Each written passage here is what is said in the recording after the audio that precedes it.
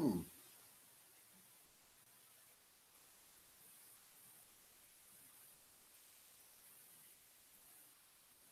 There we go. Peace and blessings, family. This is your boy Gerald. It is March 8th, 2018. How is everybody doing? That's right. You're halfway through your week. I hope that you're well by placing Him first, keeping your feet grounded, but of course, speaking your truth. I wanted to put this video out for a couple of reasons, but before I do, give me a second because I want to get comfortable and bear with me. All right. All right. This is a little better. A little better. All right. So how you doing? Hope your week is going well. I hope that you are sidestepping the negative, but most importantly, you being true to you. That's right. You have that connection with yourself. And I'm saying this for a couple of reasons. For those who've been rocking with me for a couple of years, for those who have found me now, yesterday, March 7th, I was blessed to see another day. And I always give thanks because we're not promised to see the next day. You're not promised to take in that sacred breath. And I'm saying that because yesterday, March 7th, I was blessed to see another birthday. And like some of you, you take the day off, you reflect, you make that day about yourself. And as the evening was coming to a close, actually throughout the day, I took the time to ponder not only where I was, what was being revealed to me, but the importance of what it represented. And before I brought that day to a close, I gave thanks. But the one epiphany that I gained in that moment of giving thanks was the fact that far too many times we allow, invite, and seek distraction. Did you hear what I said? Far too many times we invite, we seek, and we entertain distractions. Now, I say this for a couple of reasons. For one, do you understand that allowing things to distract you from you stunt not only what is intended, but also blocks what is waiting to be revealed? Think about it. The greatest gift ever for a human being, a spiritual being, to ever bestow upon a person is presence, not physical presence, presence to be able to have access to behold what is being transformed. That's why time is so precious, family. And that is why there is a underlining responsibility to protect but nurture your time. Now I say that because let's take a step back, or I'm gonna correct myself. Let's expand it a little bit. I tried to convey the message in New Year's. I echoed it for the second week of January, and I used the metaphor of the ant and the grasshopper. The ant was representation of being vigilant, being true, being authentic, being present. The grasshopper was impulsive, more reactionary than being proactive. Now take a look at your environment. On a personal note, from your position as of being indirect, being as what is being given, as well as what is blatantly there. You might know this as pitfalls. You may know this as setbacks. And you may know this as simple disappointment or pain. But I'm a firm believer that nothing happens by chance. Nothing. There's a reason for everything that takes place or that you're exposed to. Why? So that you can learn from it, to gain insight, to gain knowledge, to gain wisdom. Otherwise, there would be countless people aimlessly on this planet with no direction, no purpose, no example. And that is why, if we were to take the world populace and cut it in half, that is the metaphor of those who have compared to those who don't. Yes, there is also the analogy of not knowing is not having an excuse. But keep in mind, think about all the things that have been afforded to you, all the things that have been revealed to you, time released, that because you did not see the value, even in disappointment, but it served your direction. I'll flip it. What about all those disappointments that you had to challenge and deal with? What about the trauma that may still be evident and resonate inside you to this day? I don't know. Maybe I'm being too touchy on some people because I just hit somebody in the jugular with that one, because you built your whole ideology around that one disappointment, that one neglect, that one situation where you felt that you had no control, but in actuality, you did. Just like you hear people say, you don't have the control or the ability to dictate how someone will what someone does, but you do have the ability on how you react to it.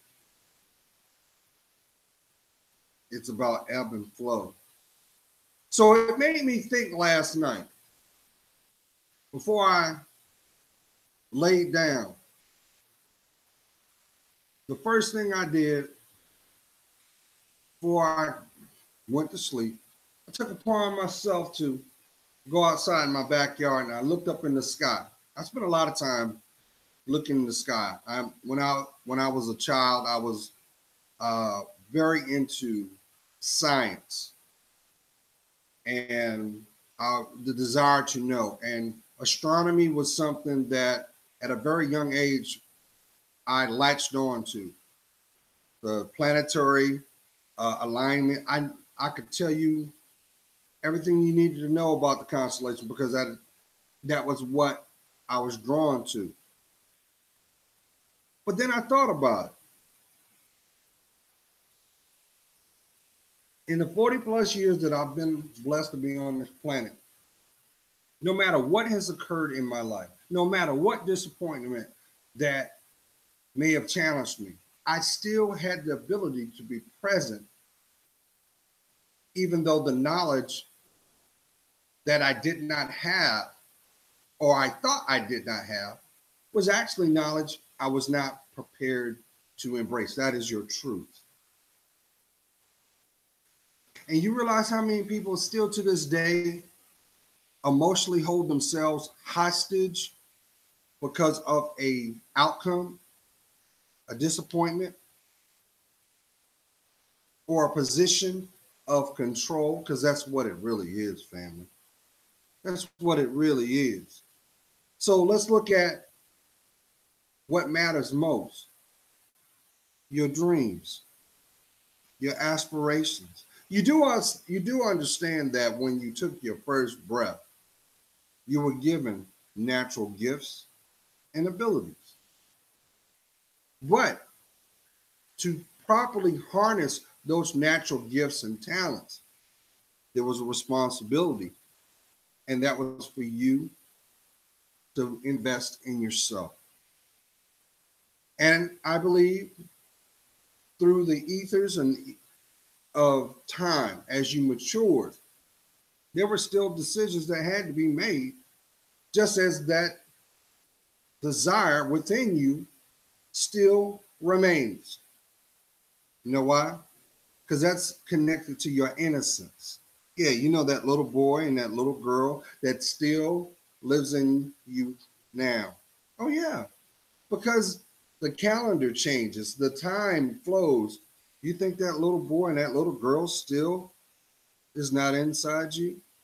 You may downplay it and say, well, you know, that's my inner voice, but really that's your spirit. Because that is the unconditional connection with the Most High. And no matter what your situation is, no matter what it is, that connection is still there and will be there until your last breath. But what is required is that you make the commitment back to what matters most, or who matters most. And that's that person that's in the mirror looking back at you, the person that greets you every day and is the last person to see you at night. That's yourself. So it's very important that you take stock in who you are. Now, I understand, family, the opposite is the thirst to be accepted.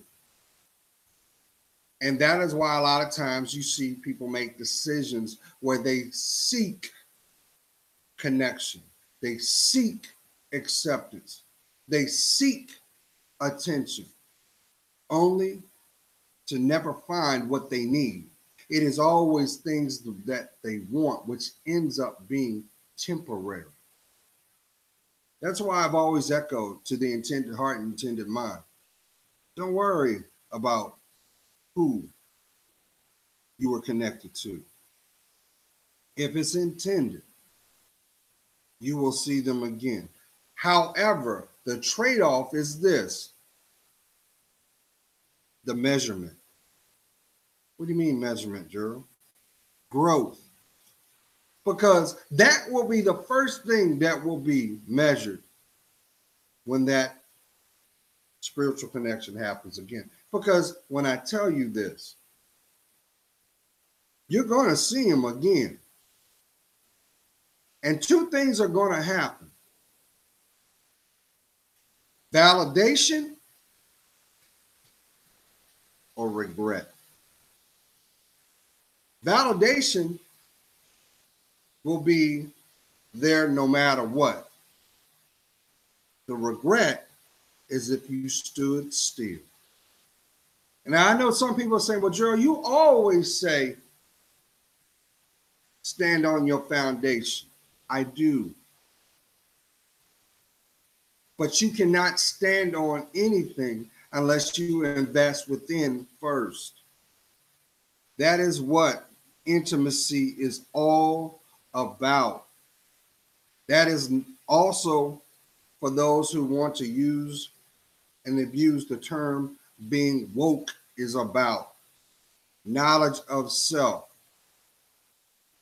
If you don't have knowledge of self, guess what? You don't have knowledge of your purpose, the sense of why you exist. And what happens is the trade-off is your life goes through a plateau of being nomadic. Because the truth of the matter is this: we are what we attract, family. And the people that we attract and have connections to our lives, directly or indirectly, are a reference of your state of mind. So if you don't like the environment that you are in, number one, you have the ability to change it. But you cannot change anything that you fail to acknowledge exists.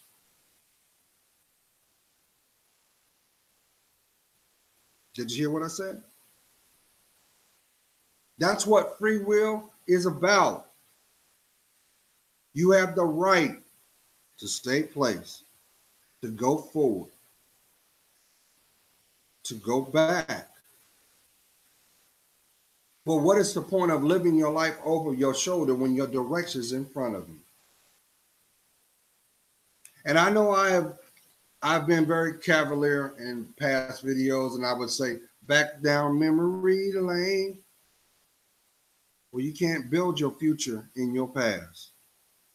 What is required is that we grow, we go forward, we take the road less traveled,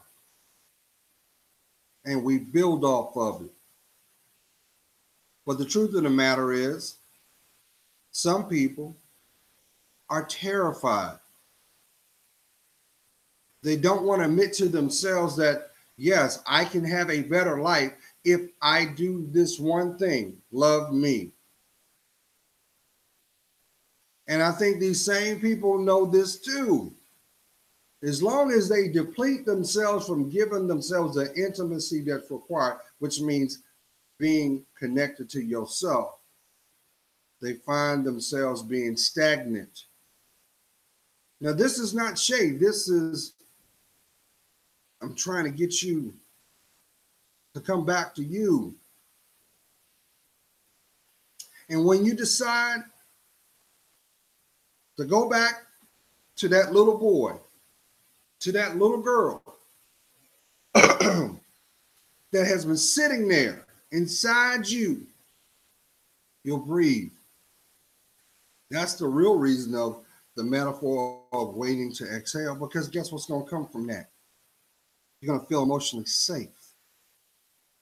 You're going to be able to tap into your strength, your natural strength. And here's a beautiful thing about that too. You ready for this? The moment that you decide to unconditionally love yourself, you know what's going to happen? Your body is going to rejuvenate. It is going to start to heal from within out. That's why you see some people that are happy and they're balanced. Look at their skin. It has a luster to it. It has a glow to it. Their hair is vibrant. It's healthy. You might not realize this too. You understand that when you compartmentalize stress, the first thing that it does, it causes your hair follicles to die. It causes the phthalic acid inside your body to build up. And all that does is cause a stair step for things to degenerate within you. Who am I talking to? You can remember there was a time when you looked at your medicine cabinet and there were nothing but vitamins and maybe a little bit of aspirin. You look at it now, you've got names of things on there that you're wondering, how did you get there? Well, let me tell you something. The moment that you decide to own your life back, to go within yourself, you'll have that peace, that long deserved, desired peace of mind. And where the mind goes, the body flows. So if your mind is right, guess what? You have clarity. You're not walking around in a brain fog. You're not easily uh, distracted, temperamental. How many times how many people that they're like that quick from just setting it off? But yet when you ask them, hey, what's going on? They can't tell you. It's the fact of the matter is these same people have compartmentalized and embraced an ideology within themselves that they're in survival mode. So guess what? They don't know what being vulnerable is to themselves. They actually second guess themselves. You see it all the time. These people are the ones that are most impulsive, but they're also the ones that will not take accountability. They're quick to deflect, as well as emotionally check out. Who am I talking to? So let's look at it from a bigger environmental standpoint. And just was the reason why I entitled this video the way it is. But there are so many distractions out there and so many emotional triggers out there that now we are starting to embrace a schizophrenic mentality where while dealing with post-traumatic stress. See, the military coined that phrase from the active duty that were subjected to war and the effects that it had.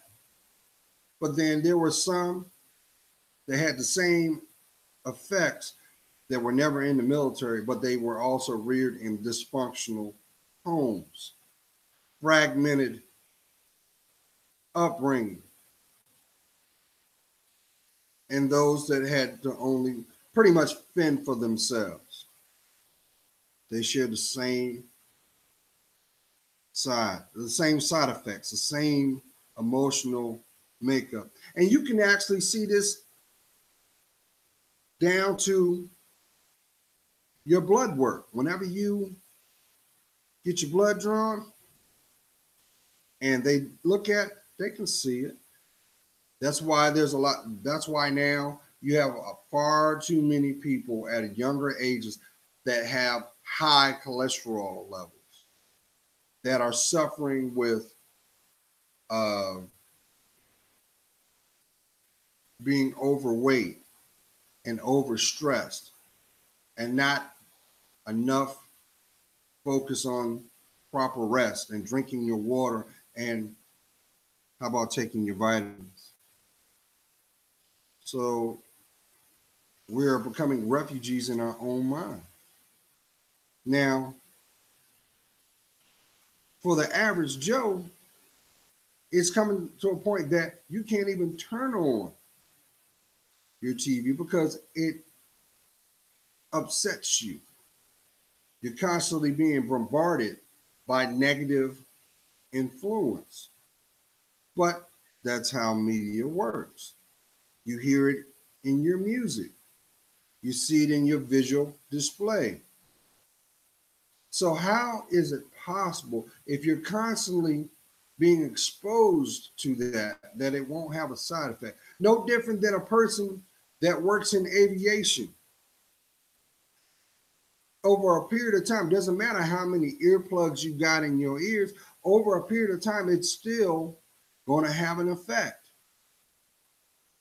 Well, you have a chance and a choice to change it up.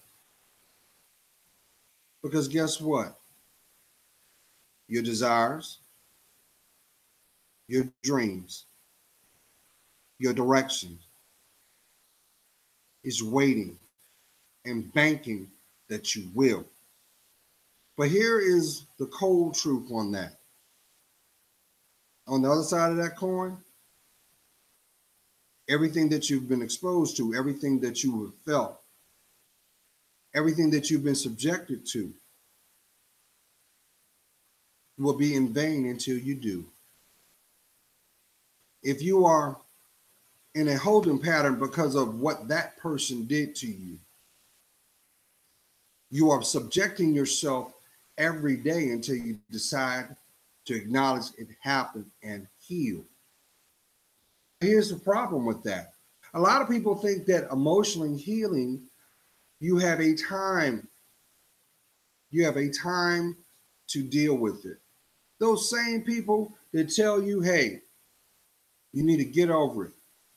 You need to handle it this way, that way. These are the same people that do not have the skill set to do it themselves. So they're going to only go off of what they've known and been exposed to themselves. But you will come to see this. If you commit to yourself unconditionally, you will be divided from them anyway. Why? Because them same people are the same people that didn't deserve to hear you breathe to begin with. Those are the same people that wanted you to stay in the same mentality that they had. And that's why misery always will have an extra seat. Because misery knows no time. It is a endless table of coulda, woulda, shoulda. And you know what the price tag is on that? Your vitality. And another dream not manifested into reality. And it shouldn't be that way, family. It shouldn't. Now let's flip it. Look at what's been going on this year alone.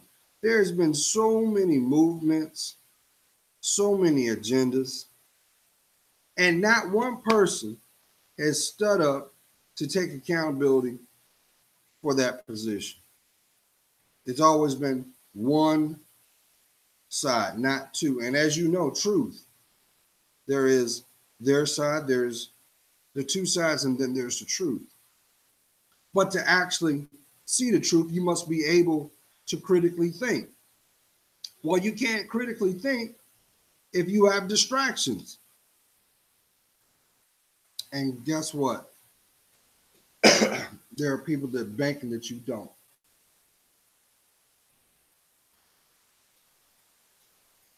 These people we know as opportunists.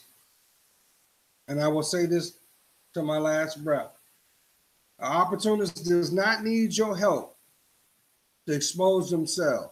But what is required is you have the courage to acknowledge what is being shown. And that is the one thing that I've come to know too. You want truth? Speak it into existence. And it will be revealed. Good or bad, it is still truth. It is still divine. Why? Because you deserve it. You deserve it. So I heard this story. I won't even bring that up. So when you see somebody come up to you and they say, well, look here, brother, I'm down on my luck. Can you spare a dime? Right? It's not that your heart is not naturally charitable, but you do have some people that are playing on your emotional reaction. Just think about it.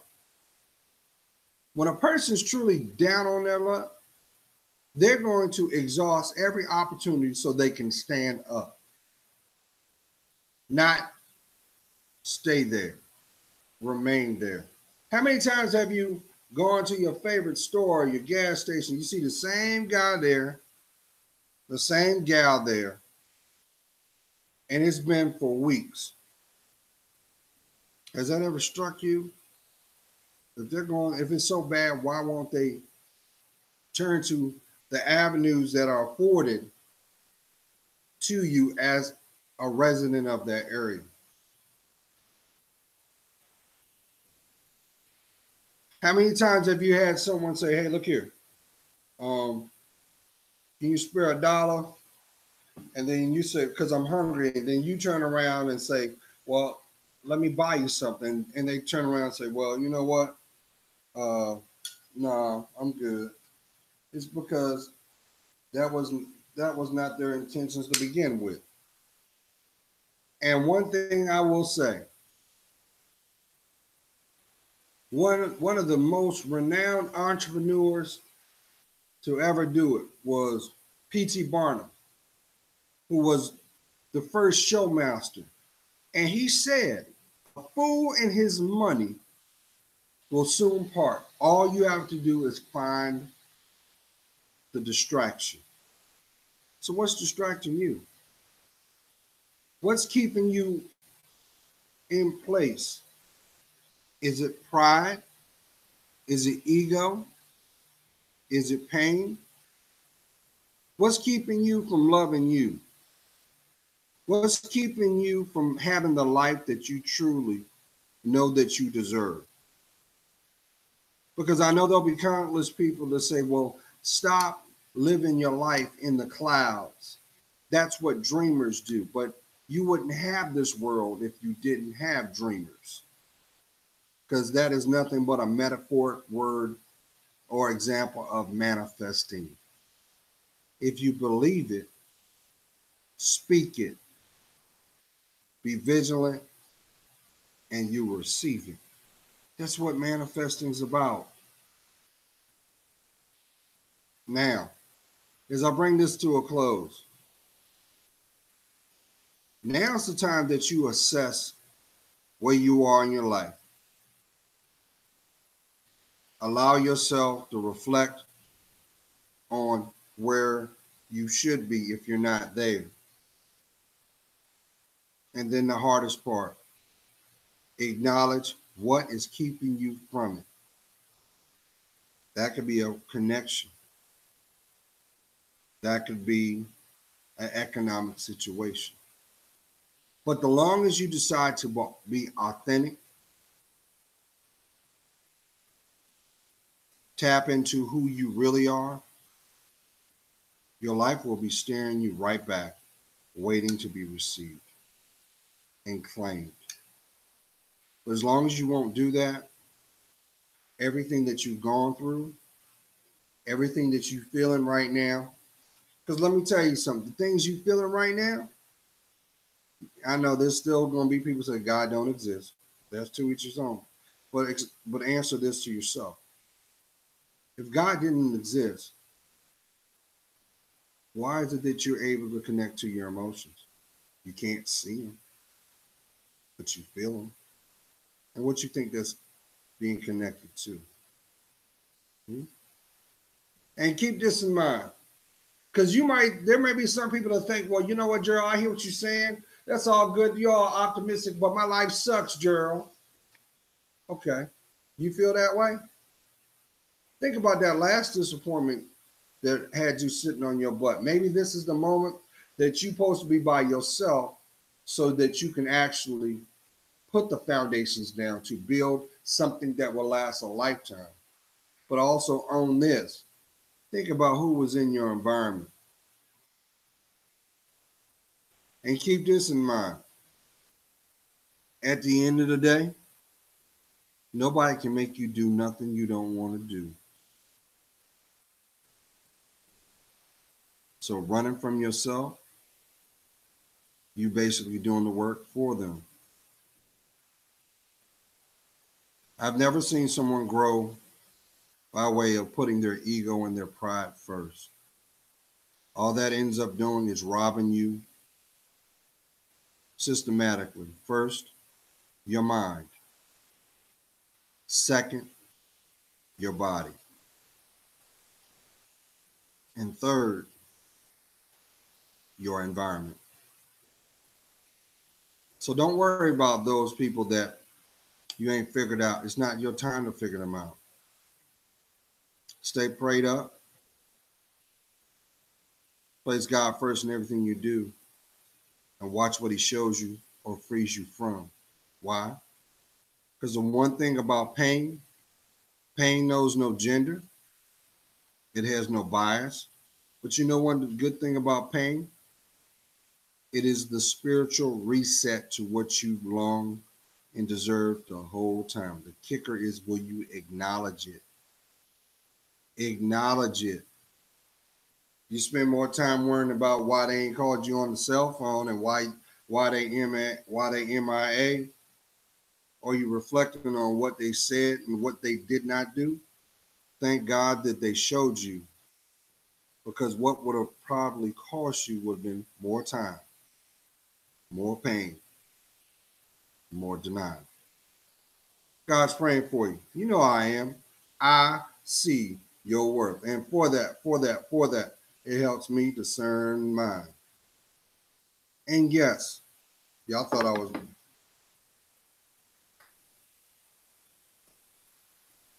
I'm growing my dreads back. It's time. And yes, Queen, take that negative thought out your mind about your beautiful crown. Your hair's not growing like you want it to. You got to feed your hair follicles. You got to take that stuff out there that won't grow. Change your diet up. But here's a big one. Here's a big one that a lot of queens do not acknowledge, and it does the most damage to your hair. No, it's not the chemicals. It's your stress. So shame the devil, speak your truth, and love yourself more. You're priceless. You're worth it. Peace.